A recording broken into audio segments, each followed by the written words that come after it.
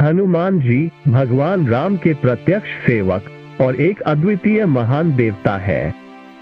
उनकी शक्ति अद्भुत है जो दुनिया को आश्चर्यचकित कर सकती है। वे न केवल ब्रह्मचारी हैं बल्कि एक अत्यंत पवित्र और सात्विक जीवन भी बिताते हैं। हनुमान जी की महिमा और पराक्रम सुना जाता है जो इस सृष्टि की सर्वोच्चता का प्रतीक है।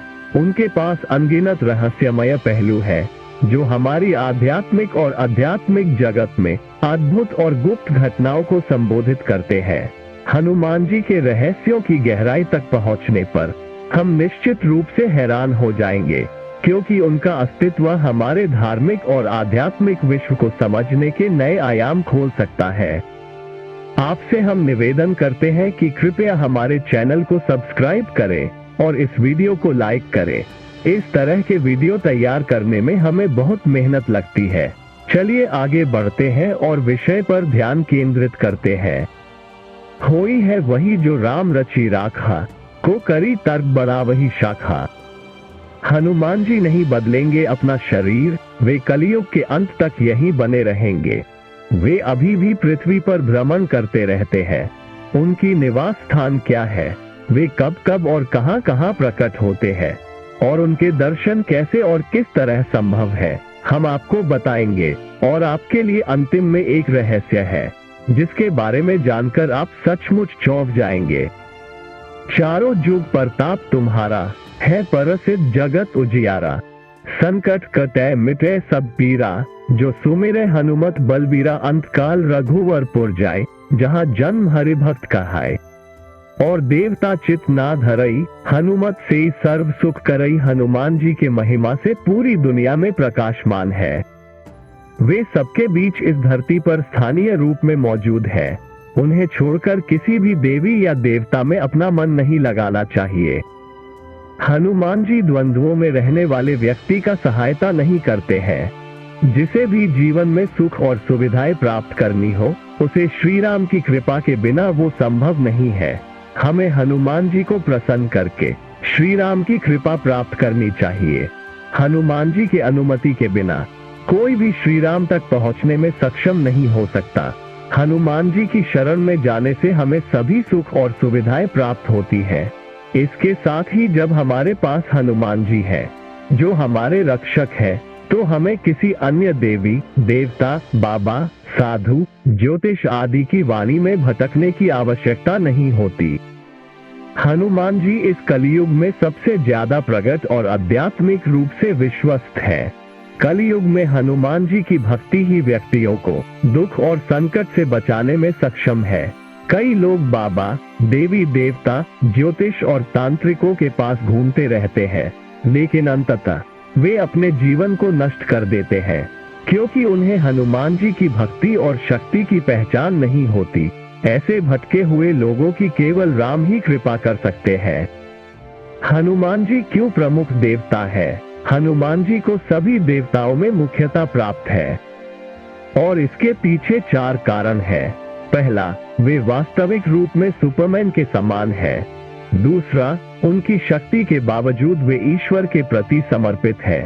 तीसरा, वे अपने भक्तों की तत्परता के साथ उनकी सहायता तुरंत प्रदान करते हैं। और चौथा, वे आज भी सशरीर होने के कारण महत्वपूर्ण है। इस ब्रह्मांड में ईश्वर के बाद हनुमान जी ही एक ऐसी शक्ति है जिसे कोई भी मायावी शक्ति परास्त नहीं कर सकती। महावीर विक्रम बजरंगबली के सामने किसी भी प्रकार की आश्चर्यजनक शक्ति अस्तित्व में नहीं रह सकती। क्या हनुमान जी बंदर थे? हनुमान जी की उत्पत्ति कपि नामक वानर जाति में हुई थी। नवीन शोध के अनुसार प्रभु श्री राम का जन्म ईसा पूर्व 10 जनवरी 5114 को अयोध्या में हुआ था। हनुमान जी का जन्म श्री राम के जन्म से पहले हुआ था, अर्थात लगभग 7129 वर्ष पूर्व हुआ था। अनुसंधानकर्ताओं के अनुसार लगभग 9 लाख वर्ष पहले एक अद्वितीय वानर जाति भारतवर्ष में मौजूद थी, जो लगभग 12 से 15 हजार वर्ष पहले लुप्त होने लगी और अंततः समाप्त हो गई। उस जाति का नाम कपि था। हनुमान जी के संबंध में ये प्रश्न आमतौर पर उठता है कि क्या हनुमान जी बंदर थे? कुछ लोग इस प्रश्न का उत्तर रामायण और अन्य ग्रंथों में दी गई हनुमान जी की विविध प्रामाणिकताओं के माध्यम से देते हैं। उन्होंने हनुमान जी को सुग्रीव, आगद और अन्य उनके समान वानर समुदाय के साथ जोड़कर वानर, कपि, शाखामृग, प्लवंगम आदि विशेषण का उदाहरण दिया है। उन्होंने कहा है कि हनुमान जी की पूंछ, लांगूल, बालधी और लाम द्वारा लंकाधन के प्रमाण का उल्लेख भी किया गया है। उन्होंने ये भी बताया है कि हनुमान जी की प्रतिष्ठित मूर्तियों को देखकर उनके भक्तों को पशु या बंदर की तरह महसूस होता है। वाल्मीकि रामायण में हनुमान जी को विशेष पंडित, राजनीतिज्ञ और वीर शिरोमणि के रूप में प्रस्तुत किया गया है, जबकि लोमश और पुच्छधारी रूप भी उन्हें शतश प्रमाणों में व्यक्त किया गया है। वास्तव में 9 लाख वर्ष पूर्व में मानवों की एक ऐसी जाति मौजूद थी जिसका रूप मुख और पूंछ से वानर की तरह था, लेकिन उस जाति की बुद्धिमत्ता और शक्ति मानवों से अधिक थी। शोधकर्ताओं के मुताबिक आज वह जाति भारत में दुर्भाग्य से विलुप्त हो गई है।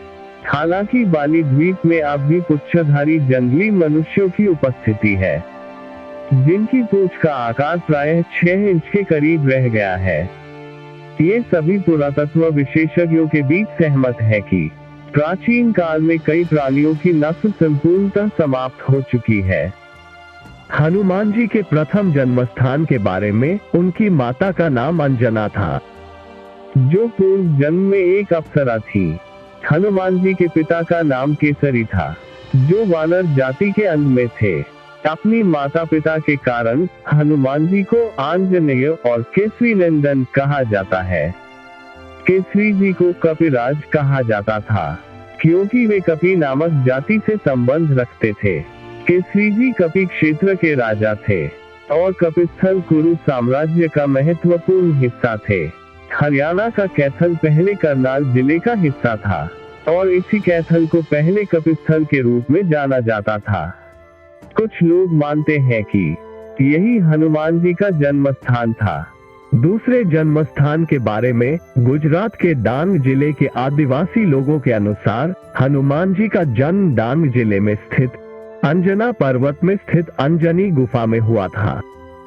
तीसरे जन्म स्थान के बारे में कुछ लोग मानते हैं कि हनुमान जी का जन्म झारखंड राज्य के उग्रवाद प्रभावित क्षेत्र गुमला जिले के मुख्यालय से 20 किलोमीटर दूर स्थित आंजन गांव की एक गुफा में हुआ था।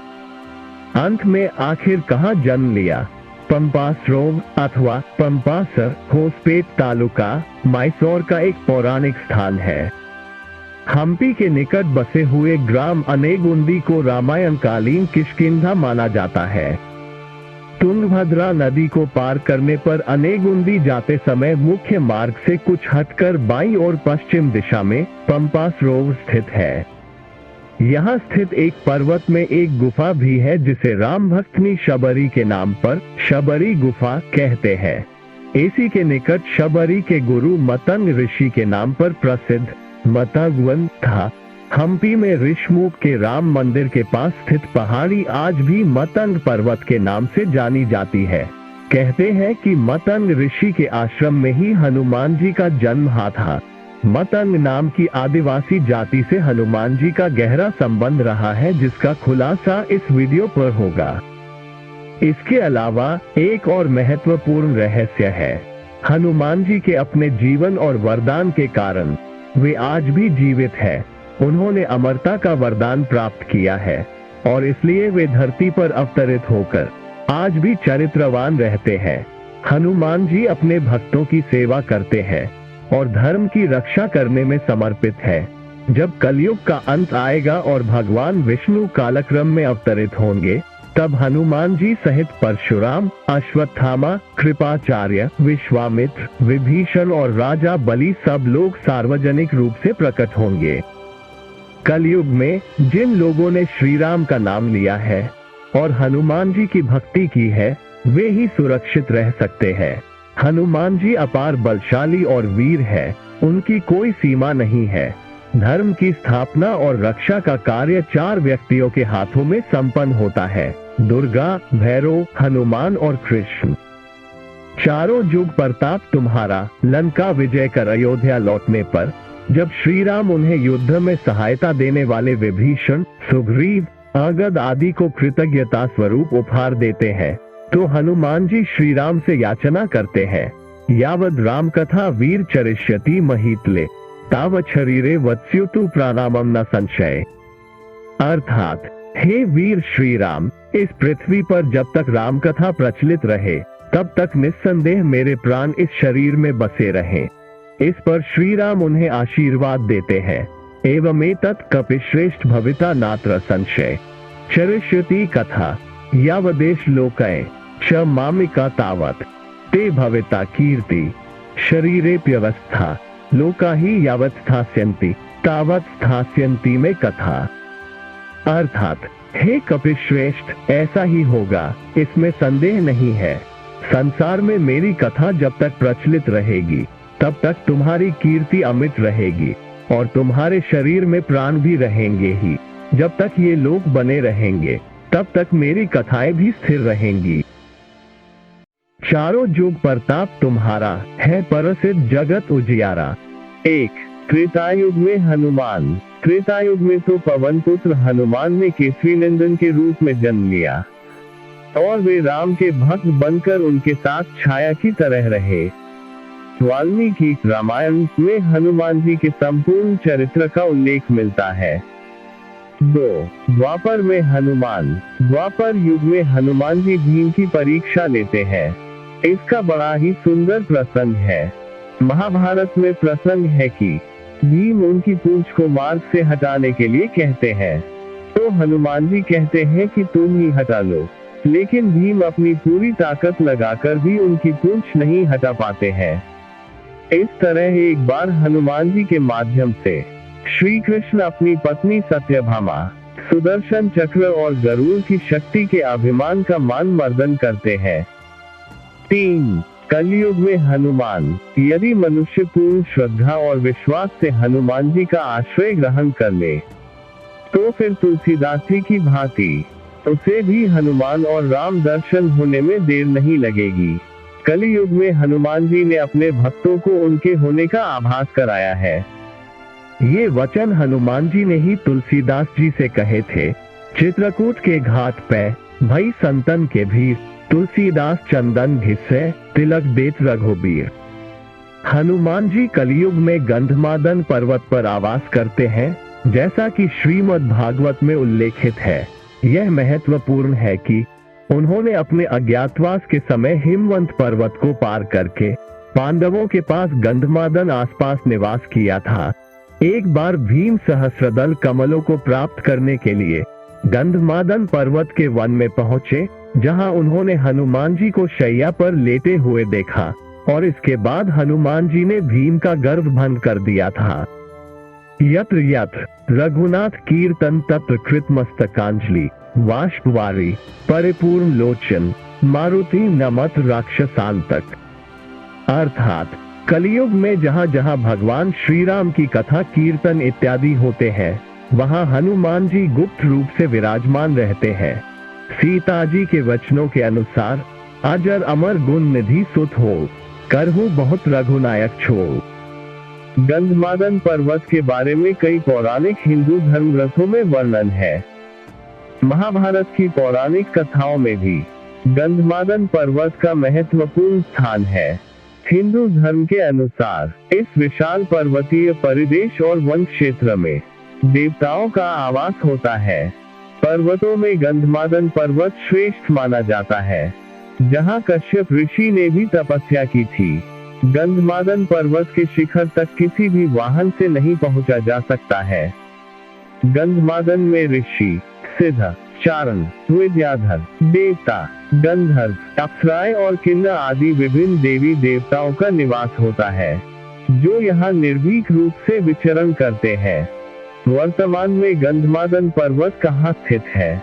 रामेश्वरम के पास एक और पर्वत भी है, जिसका नाम गंधमादन है, जहाँ से हनुमान जी ने समुद्र पार करने के लिए छलांग लगाई थी। लेकिन हम उस पर्वत की बात नहीं कर रहे हैं। हम बात कर रहे हैं हिमालय के कैलाश पर्वत। के उत्तर में दक्षिण में केदार पर्वत है स्थित गंधमादन पर्वत की। यह पर्वत कुबेर के राज्य क्षेत्र में स्थित था। उस समय गंधमादन पर्वत को सुमेरु पर्वत के चारों दिशाओं में से एक के रूप में जाना जाता था। आजकल यह क्षेत्र तिब्बत के इलाके में स्थित है। पुराणों के अनुसार जम्बूद्वीप के इलावृत खंड और भद्राश्व खंड के बीच में गंधमादन पर्वत कहा गया है, जो अपने सुगंधित वनों के लिए प्रसिद्ध था। कैसे पहुंचे गंधमादन? पुराणों के अनुसार जम्बूद्वीप के इलावृत खंड और भद्राश्व खंड के बीच में गंधमादन पर्वत कहा गया है, जो अपने सुगंधित वनों के लिए प्रसिद्ध था। इस क्षेत्र में 2 रास्तों से जाया जा सकता है।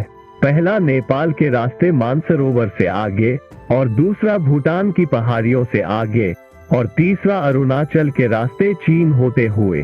संभवतः महाभारत काल में अर्जुन ने असम के एक तीर्थ में जब हनुमान जी से भेंट की थी, तो हनुमान जी भूटान या अरुणाचल के रास्ते ही असम तीर्थ में आए होंगे। गौरतलब है कि एक गंधमादन पर्वत उड़ीसा में भी बताया जाता है, लेकिन हम उस पर्वत की बात नहीं कर रहे हैं। मकरध्वज था हनुमान जी का पुत्र।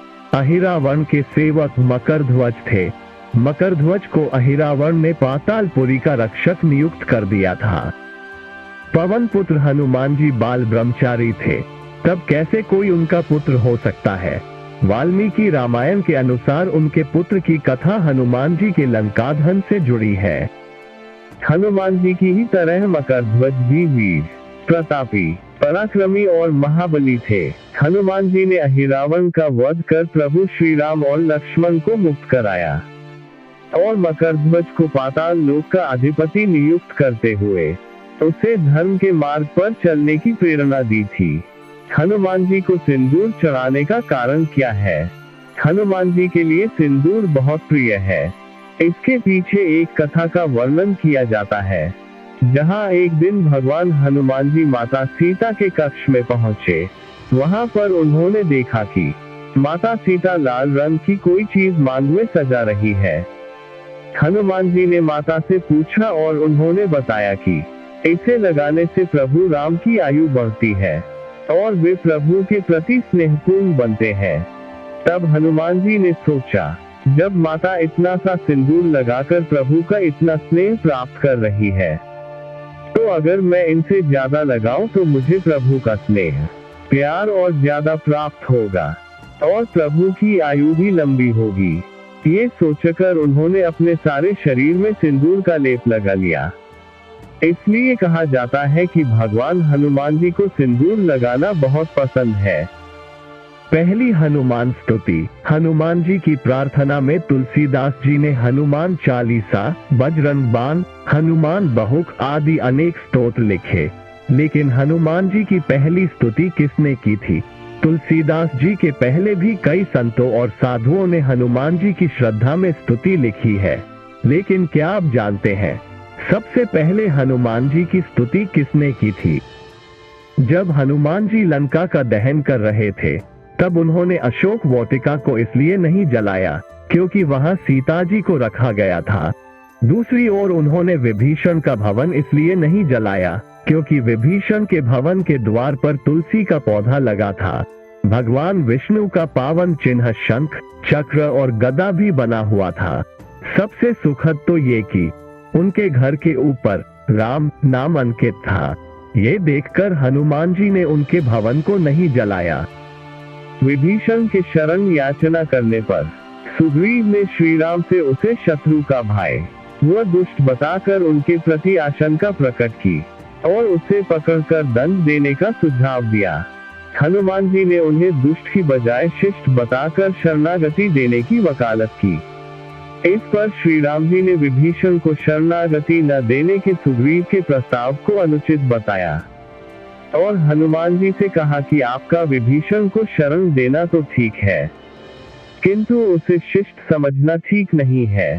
इस पर श्री हनुमान जी ने कहा कि तुम लोग विभीषण को ही देखकर अपना विचार प्रकट कर रहे हो, मेरी ओर से भी तो देखो मैं क्यों और क्या चाहता हूँ।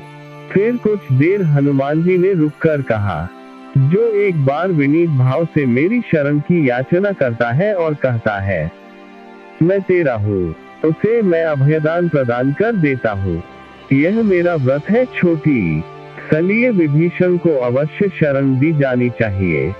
इंद्रादि देवताओं के बाद धरती पर सर्वप्रथम विभीषण ने ही हनुमान जी की शरण लेकर उनकी स्तुति की थी। विभीषण को भी हनुमान जी की तरह चिरंजीवी होने का वरदान मिला है। वे भी आज सशरीर जीवित है। विभीषण ने हनुमान जी की स्तुति में एक बहुत ही अद्भुत और अचूक स्तोत्र की रचना की है। विभीषण द्वारा रचित इस स्तोत्र को हनुमान वडवानर स्तोत्र कहते हैं। सब सुख लहे तुम्हारी सरना, तुम रक्षक काहू को डरना। हनुमान की शरण में भयमुक्त जीवन। हनुमान जी ने सबसे पहले सुग्रीव को बाली से बचाया और सुग्रीव को श्री राम से मिलाया। फिर उन्होंने विभीषण को रावण से बचाया और उनको राम से मिलाया। हनुमान जी की कृपा से ही दोनों को ही भयमुक्त जीवन और राजपद मिला। इसी तरह हनुमान जी ने अपने जीवन में कई राक्षसों और साधु संतों को भयमुक्त और जीवन मुक्त किया है। हनुमान जी की पत्नी का नाम, क्या आपने कभी सुना है कि हनुमान जी का विवाह भी हुआ था? आज तक ये बात लोगों से छिपी रही, क्योंकि लोग हिंदू शास्त्र नहीं पढ़ते और जो पंडित या आचार्य शास्त्र पढ़ते हैं वे ऐसी बातों का जिक्र नहीं करते हैं। लेकिन आज हम आपको बता रहे हैं हनुमान जी का एक ऐसा सच जिसको जानकर आप रह जाएंगे हैरान। आंध्र प्रदेश के खम्मम जिले में एक मंदिर ऐसा विद्यमान है जो प्रमाण है हनुमान जी के विवाह का। इस मंदिर में हनुमान जी की प्रतिमा के साथ उनकी पत्नी की प्रतिमा भी विराजमान है। इस मंदिर के दर्शन करने के लिए दूर दूर से लोग आते हैं। माना जाता है कि हनुमान जी के उनकी पत्नी के साथ दर्शन करने के बाद पति पत्नी के बीच चल रहे सारे विवाद समाप्त हो जाते हैं। उनके दर्शन के बाद जो भी विवाद की शुरुआत करता है तो उसका बुरा होता है। हनुमान जी की पत्नी का नाम सुवर्चला था। वैसे तो हनुमान जी बाल ब्रह्मचारी है और आज भी वे ब्रह्मचर्य के व्रत में ही है। विवाह करने का मतलब यह नहीं कि वे ब्रह्मचारी नहीं रहे। कहा जाता है कि पराशर संहिता में हनुमान जी का किसी खास परिस्थिति में विवाह होने का जिक्र है। कुछ विशेष परिस्थितियों के कारण ही बजरंगबली को सुवर्चला के साथ विवाह बंधन में बंधना पड़ा। इस संबंध में एक कथा है कि हनुमान जी ने भगवान सूर्य को अपना गुरु बनाया था। हनुमान जी भगवान सूर्य से अपनी शिक्षा ग्रहण कर रहे थे। सूर्य कहीं रुक नहीं सकते थे, इसलिए हनुमान जी को सारा दिन भगवान सूर्य के रथ के साथ साथ उड़ना पड़ता था और भगवान सूर्य उन्हें तरह तरह की विद्याओं का ज्ञान देते। लेकिन हनुमान जी को ज्ञान देते समय सूर्य के सामने एक दिन धर्म संकट खड़ा हो गया। कुल 9 तरह की विद्याओं में से हनुमान जी को उनके गुरु ने 5 तरह की विद्याएं तो सिखा दी, लेकिन बची 4 तरह की विद्याएं और ज्ञान ऐसे थे जो केवल किसी विवाहित को ही सिखाए जा सकते थे। हनुमान जी पूरी शिक्षा लेने का प्रण कर चुके थे और इससे कम पर वे मानने को राजी नहीं थे। इधर भगवान सूर्य के सामने संकट था कि वे धर्म के अनुशासन के कारण किसी अविवाहित को कुछ विशेष विद्याएं नहीं सिखा सकते थे। ऐसी स्थिति में सूर्य देव ने हनुमान जी को विवाह की सलाह दी। हनुमान जी ने अपने प्रण को पूरा करने के लिए एक विवाह करने की सोची, लेकिन उनके लिए एक वधू कौन होगी और वह कहां से मिलेगी, इस विषय में सबका मन चिंतित हो गया। इसी दौरान सूर्यदेव ने अपनी अत्यंत तेजस्वी और तपस्विनी पुत्री सुवर्चला को हनुमान जी के साथ विवाह के लिए चुना। इसके बाद हनुमान जी ने अपनी शिक्षा पूरी की और सुवर्चला सदा के लिए अपनी तपस्या में लग गई। इस प्रकार हालांकि हनुमान जी शादी के बंधन में बंध गए हैं, लेकिन शारीरिक रूप से वे आज भी एक ब्रह्मचारी ही है। एक वेबसाइट दावा करती है कि हर 41 साल बाद हनुमान जी श्रीलंका के जंगलों में आदिवासी जनजातियों से मिलने के लिए आते हैं, जो प्राचीन काल से वहां बासी है। वेबसाइट के मुताबिक श्रीलंका के जंगलों में कुछ ऐसे कबीलाएं पाई गई हैं जिनसे हनुमान जी मिलने आते हैं। इन कबीलाई लोगों पर अध्ययन करने वाले आध्यात्मिक संगठन सेतु के अनुसार 27 मई 2014 को हनुमान जी इन कबीलाई लोगों से मिलने आए थे। अब हनुमान जी 41 साल बाद आएंगे। इन कबीलाई या आदिवासी समूह के लोगों को मातन नाम दिया गया है। उल्लेखनीय है कि कर्नाटक में पंपा सरोवर के पास मातन ऋषि का आश्रम है, जहां हनुमान जी का जन्म हुआ था। वेबसाइट सेतु एशिया ने दावा किया है कि 27 मई 2014 को हनुमान जी श्रीलंका में मातन के साथ थे। सेतु के अनुसार कबीले का इतिहास रामायण काल से जुड़ा है। कहा जाता है कि भगवान राम के स्वर्ग चले जाने के बाद हनुमान जी दक्षिण भारत के जंगलों में लौट आए थे और फिर समुद्र पार कर श्रीलंका के जंगलों में रहने लगे। जब तक पवन पुत्र हनुमान श्रीलंका के जंगलों में रहे, वहां के कबीलाई लोगों ने उनकी बहुत सेवा की। जब हनुमान जी वहां से जाने लगे तब उन्होंने वादा किया कि वे हर 41 साल बाद आकर वहां के कबीले की पीढ़ियों को ब्रह्म ज्ञान देंगे। कबीले का मुखिया हनुमान जी के साथ की बातचीत को एक लॉग बुक में दर्ज कराता है। सेतु नामक संगठन इस लॉग बुक का अध्ययन कर उसका खुलासा करने का दावा करता है। हनुमान जी एक देवता है जो त्वरित प्रसन्न होने वाले हैं। उनकी कृपा आप पर सदैव बनी रहने के लिए आपको कुछ शर्तों का पालन करना होगा। पहली शर्त यह है कि आप मन, वचन और कर्म से पवित्र रहें। झूठ न बोले, किसी प्रकार का नशा न करें, मांसाहारी न बने और अपने परिवार के सदस्यों के प्रति प्रेमपूर्ण संबंध बनाए रखें। इसके अलावा आपको प्रतिदिन श्री हनुमान चालीसा या श्री हनुमान वज्रवान स्तोत्र का पाठ करना चाहिए। मंगलवार और शनिवार के दिन हनुमान जी को चोला चढ़ाना चाहिए। हनुमान जयंती या किसी भी मंगलवार के दिन सुबह उठकर स्नान करें और साफ कपड़े पहने। एक लोटा जल लेकर हनुमान जी के मंदिर जाएं और उस जल से हनुमान जी की मूर्ति को स्नान कराएं। पहले दिन एक दाना साबुत उड़द का हनुमान जी के सिर पर रखकर 11 परिक्रमा करें और मन ही मन अपनी मनोकामना हनुमान जी को कहें। फिर वो उड़द का दाना लेकर घर लौट आए तथा उसे अलग रख दें। दूसरे दिन से एक एक उड़द का दाना रोज बढ़ाते रहें तथा लगातार यही प्रक्रिया करते रहें।